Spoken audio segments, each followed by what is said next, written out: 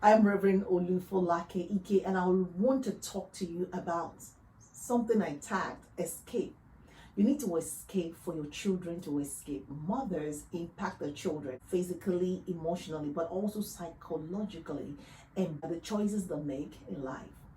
A mother who has the best interest of her child at heart must escape from an environment that puts that child in danger. Escape mentally, emotionally, or even physically if need be. I love to educate women on how to escape mentally, because if you cannot escape mentally, you can't even escape emotionally or physically. To escape, the first step is a paradigm shift from what you think it is to what it should be. In this day and time, there is no such thing as I don't have a choice. Let me start by psychoeducating you to begin the process of your mental escape. In their study, Harold, Aitken, and Shelton came to a conclusion that marital relationship plays a very vital role in determining the academic performance of the children.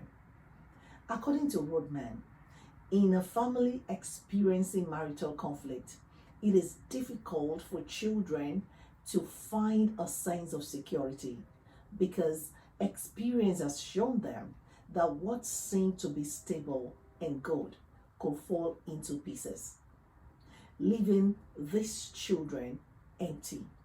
This emptiness may result in a withdrawn attitude or in an insecure attachment style.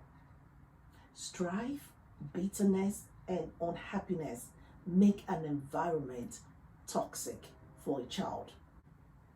Oppositional defiant disorder, or ODD, characterized by difficulties in educational setting, always arguing and fighting, lack of friends, refusing to follow rules, annoying and blaming others, destroying relationships, unwilling to compromise, spiteful and seeking revenge, blatant and repeated disobedience, continuous feeling of frustration, problems concentrating, loss of self-esteem, persistent negative and feeling of annoyance is developed in some children as a result of divorce, absence of parental supervision, abuse, neglect, family instability, financial issues, frequent change of caretakers, parents with mood disorder, parents with substance use disorder, parents with conduct disorder, that is, parents who are unruly in public or at home, and so on. If you observe a child exhibiting 4 out of these problematic behaviors that I've listed for the past 6 months, and the child has been vindictive maybe twice in the last 6 months, it is likely to be ODD. One of the treatments for ODD is parent management training. In therapy, that child is not the identified patient. Studies also show that adverse outcomes that result from exposure of a child to domestic violence results in an increased risk of psychological, social, emotional, and behavioral problems, including mood and anxiety disorders, PTSD, substance abuse, and school-related problems in children. What am I saying?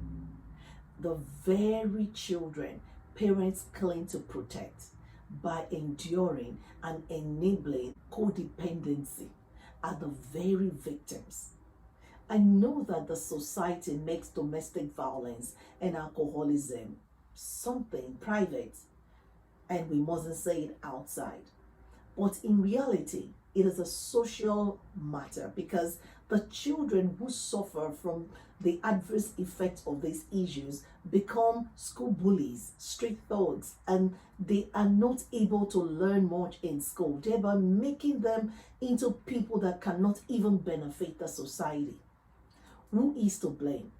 Is it the father who suffers from this mental and emotional disorder, or the mother who chose to cover up for him at the detriment of innocent children she claims to love, to a point of enabling the abuse just to escape the shame?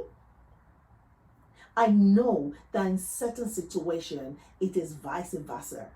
It's the women who are under this influence and the men are trying to rescue. Whatever parent is saying needs to rescue the children.